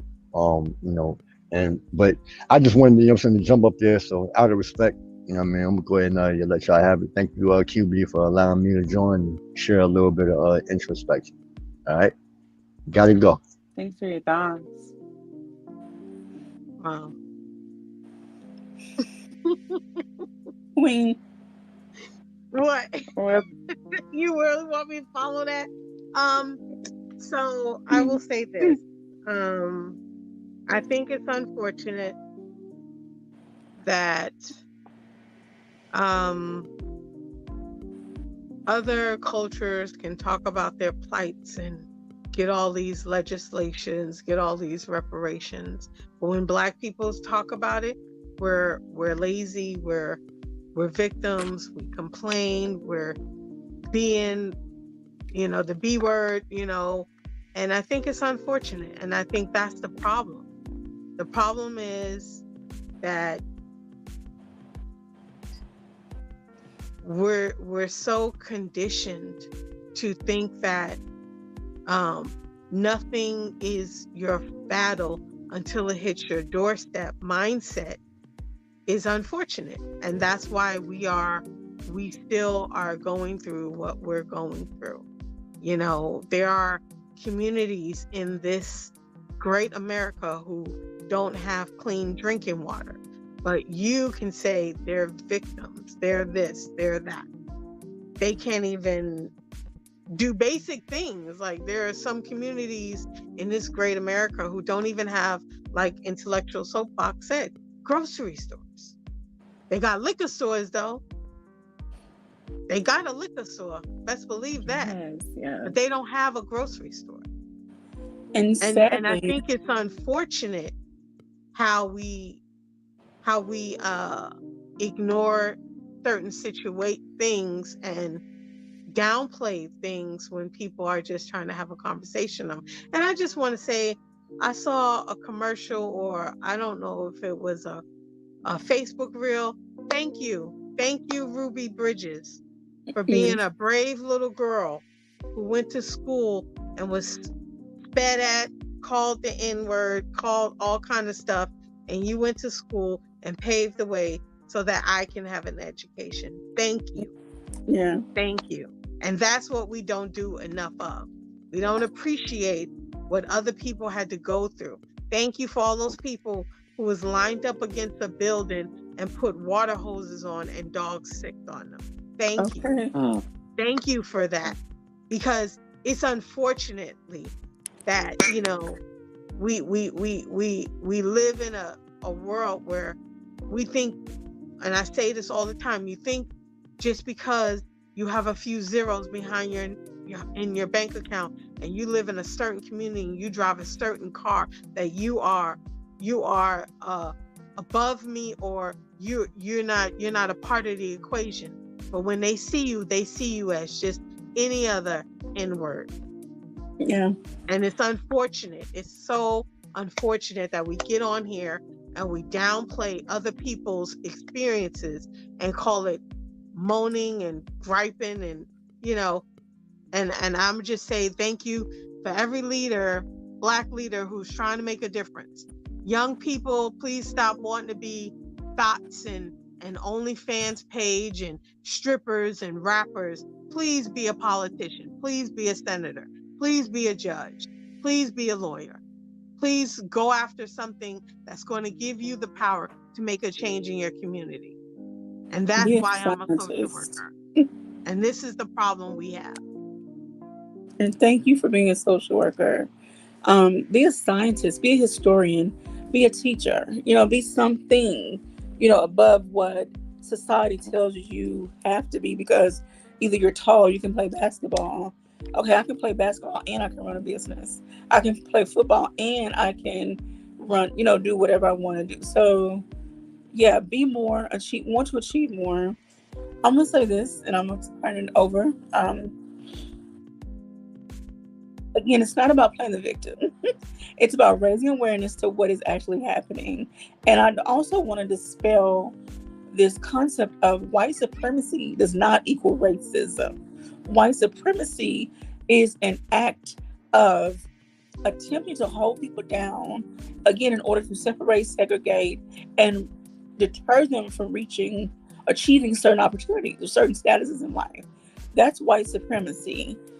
But I digress. And Ms. M3, please go ahead. We have to do a sound check for Mrs. M3. Her sound. We can barely hear you. Can you talk again? I tried to fix that. I don't know. Okay, there you go. There you go. You're good. You're That's good now. better. You can hear me? Okay. Yes. All right.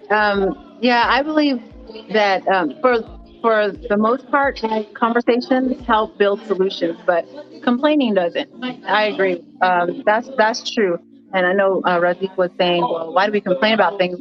Some things are not complaining, but it's really like Ms. QB said, raising awareness so that people understand, hey, this is how some people are treated. This is the actual situation in a lot of cases. And so with that, what can we do about it?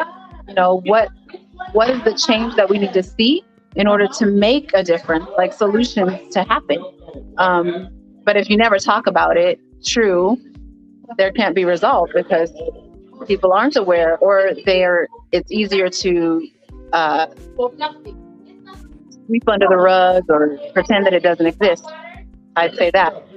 When it comes to media, like we were saying earlier about media, portraying something as derogatory, the N-word, as something that's to be glorified or praised and things like that.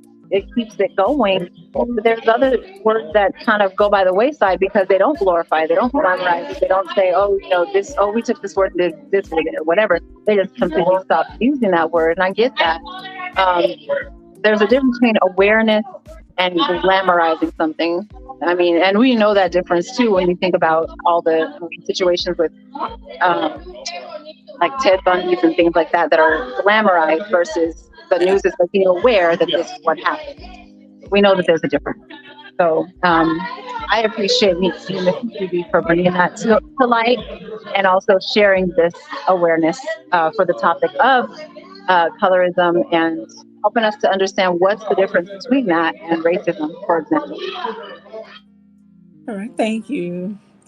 M3, I mean not M3, Ms. The Intellectual, did you have anything you want to throw in, and then we'll bring Azul in? Yeah. I just wanted to say, I'm trying not to laugh because I had M3 in the back, but yeah. Shout out to M3, man. But yeah, listen, I think this is the thing, right? At the end of the day, like Brother Razik was saying, I mean, when he was sharing his point of view, Some of us don't believe in systematic racism, right? And some of us want to give in a spectrum in how we want to give, right? Some people believe in doing a certain amount. Some people believe in giving their all to the cause, right? So we have different wavelengths of what people feel. I think that overall, the number one thing that we need to do, right? I've said my destroy and rebuild philosophy. I'm not going to go back to that. I promise I won't. I'm gonna just start right here because I've said that enough, right? So now, once we destroy and rebuild, right? Where do we go from there, right? So what we got to do from there is that we have to accept where everybody's at, right? So just as much as y'all got to accept my philosophy, y'all got my perspectives. We got to accept Queen's perspective, right? We got to accept Razik's, Lady Azul, Mrs. M3, QB. We got to accept everybody's perspective because the thing is, once we expect everybody's perspective, now we can start to now have those deeper conversations, right? Now it's like, okay, cool. You don't believe in that, right? Because here's the thing, right? Let's say I am of Christian faith, right? But I am Catholic. I'm not Baptist, right? I don't believe in nothing the Baptists are talking about. I come from the Catholic region of Christianity, right? That's what I'm giving you. That's where my ethos and my beliefs come from. So you may say, nah, no, Mr. Intellectual SoapBox. I'm telling you, you need to be Baptist. I'm like, why? Like, this is what I believe Jesus did. This is what I believe he is, and he's not. And this is why, right? And I've given you concrete factors of why I believe what I'm right, right? And in addition, you can probably try to correct me, but if I truly believe that this is true or this doesn't exist or does exist, whether in whichever tone I say it or not, it's what I believe, right? So now, how do you get me to now be a benefactor to you? And how do we be a benefactor to each other and overall the community, right? We have those conversations, right? We dig deeper. We accept what each other has to say. We hear each other out, right? And we can't be like, okay, well, that person's good, that person's bad, that person's this, that person's that. We have that enough, and that's what causes more separation. So overall, cool. We know that in our communities we have an issue, right? So that's the number one thing we all agree on. There's an issue. Now, where's the issue coming from, right?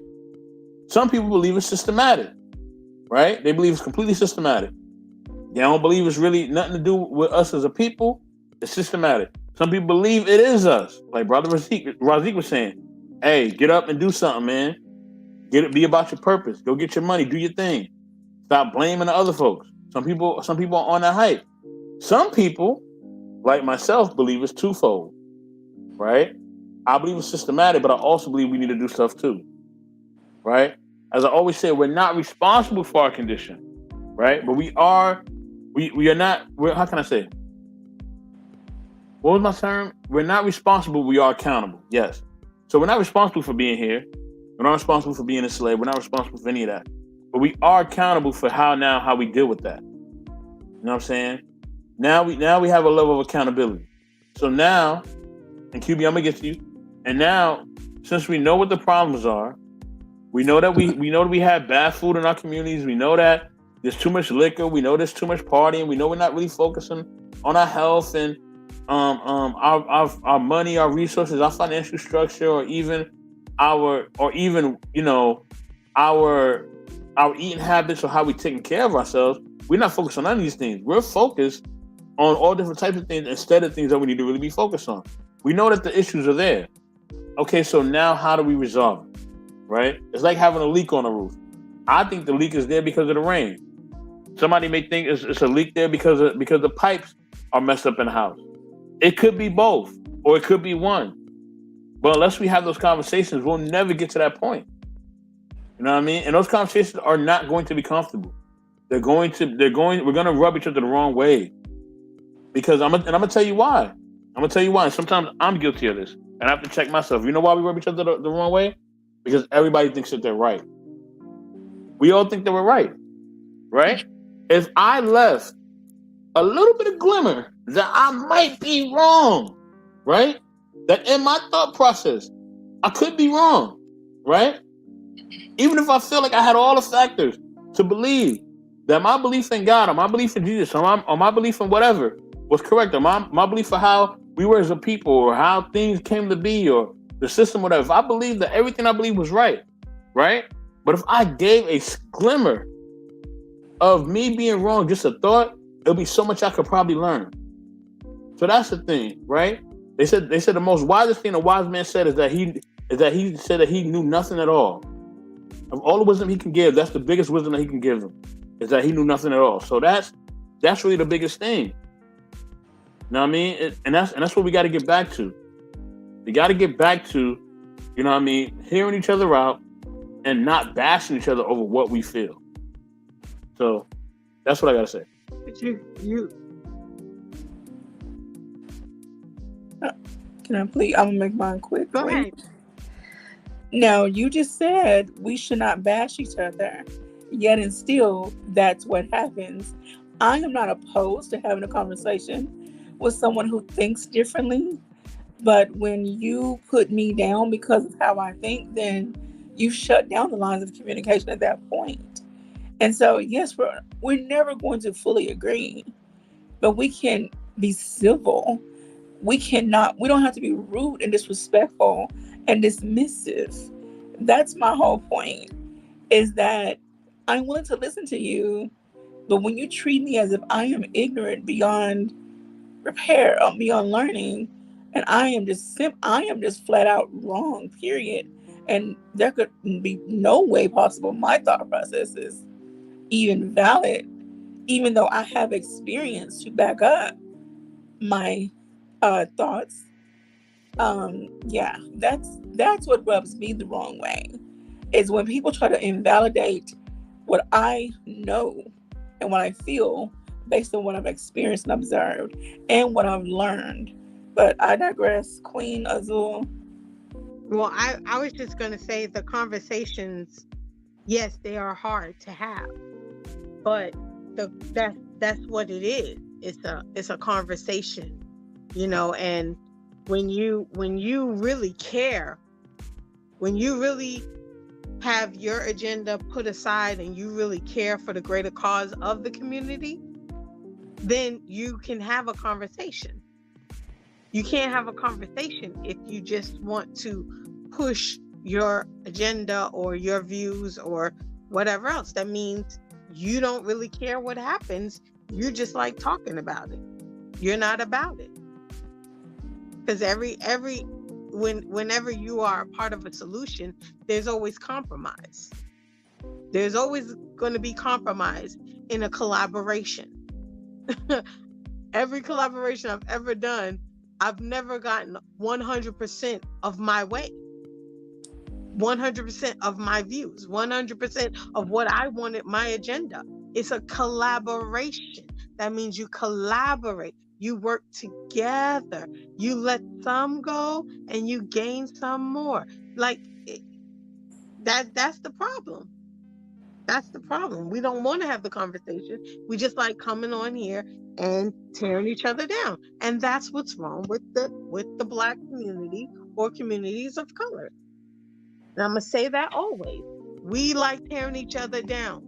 We like putting each other down because we have gotten a few zeros behind our name, and I'm going to keep saying it. We got a few accolades. We got a little bit of education. We may have moved out of the hood and got a nice car, living in the suburbs, and we think we're above everything else, and we look down on a community.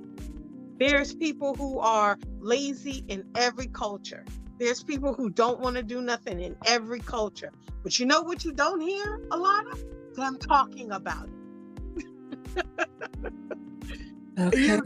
I know plenty of companies where, if the drunk uncle, he still got a job because he's of that culture.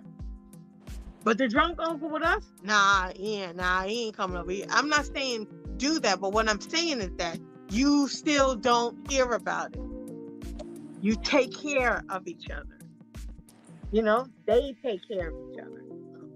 And on that note, You know, it's not about bashing. It's not about you can't demonize my experience. My experience is my experience. You can't tell me what I don't see. I live this. I walk this. I work this. Yeah. You can't tell me what I don't see or go through. Like, you can't tell me. Just because it hasn't crossed your path, I congratulate you. But you cannot tell someone that that's not what they go through. That's the problem. Yeah. We want to invalidate other people's experience based on our narrow-minded view. And that's why we won't get anywhere. Amen. Thank you. Azul and then Mrs. M3, and then we're going to wrap up. So I definitely agree with a lot of things that y'all have said. I think this specific topic is very objective. A lot of people, have their specific views on this and will always continue to feel a certain type of way. Specifically when others put their opinion into the situation as well. Communication is one of the biggest things for all of us, for sure. Even if there's something that is said, I mean, we're all human. We're not always going to like everything that we all say all the time. We're all different or whatnot, but it's definitely something that we could learn from, and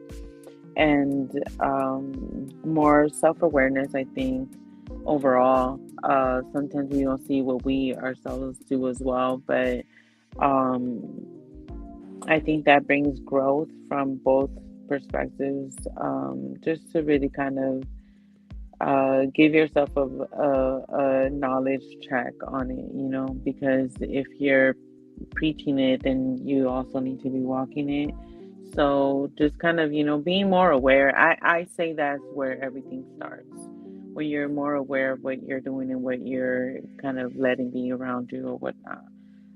But communication definitely hard, but overall, I think it's the best thing. Thank you. All right. Mrs. M3, would you like to have any words? Okay. I don't know if she can hear. Okay. Well, um, we're going to wrap up. And I first want to, first and foremost, want to say thank you and congratulations to Knowledge and Relate. Mrs. M3, did you have something you would like to say before we wrap up? Okay. I want to say thank you and congratulations to Knowledge and Relationships YouTube channel. We have reached 1,000 subscribers, so yay to the whole team. And thank you everyone who's running the background. Thank you as always to the people that are in our comment section. We do this for you all, so thank you for everyone who's jumped in, chimed in, and shown just all your love and support. Last but most definitely not least, my panel, and to the few guys that popped in, M3 and Mr. Best, Mr. Intellectual, Mrs. M3, Queen Forever 2K, and Azul Bella. Thank you all so much for joining us tonight and sharing this conversation. I hope someone walked away with something. You know, just because it may not be your personal experience, someone has experienced it. And so have a conversation, allow them to tell you what their experience has been like, and then maybe offer solutions or help them find solutions. Don't problem solve for them, help them problem solve. Or if it's a community issue, work together, create an awareness campaign, etc., etc. I'm all about community advocacy, community work. So, anywho, I'm going to give each woman just anything fun they want to say. And then just how you plan on being intentional the upcoming week. So, Mrs. M3, any final words and or how do you plan on being intentional? Follow awareness with solution. Okay. Solution. Alrighty. Queen, Trevor. Intentional. Speak truth and love. Okay. Because I can speak it, but don't always. There's always have that second part with it. So, just, you know, speak it with empathy and patience and Okay. not forget, even though people may irritate me or piss me off, don't never forget my purpose. And if my purpose is to support you, walk in that, Okay. despite what I see. Alrighty. Yes. Thank- Alrighty. Azul. Yes, I love that. Like I said, self-awareness, I think, is one of the biggest things. Lead by example. So walk your walk, talk your talk, but stay in that same lane. Do it all across the board on everything you're doing. Alrighty. And I just want to say, be intentional with your words, your thoughts, and actions, which is what everyone has said. Just to wrap it up, when you take a moment to think about something, that means you are giving thought to the how, when, why, whatever. You are doing something on purpose and with the purpose. It's not just haphazard. So, yeah, that's my be intentional moment a message. So, again, I want to thank you all for joining us tonight. This has been your first October Saturday edition of Ladies Night. So thank you all. Goodbye. See you next time. Thank you.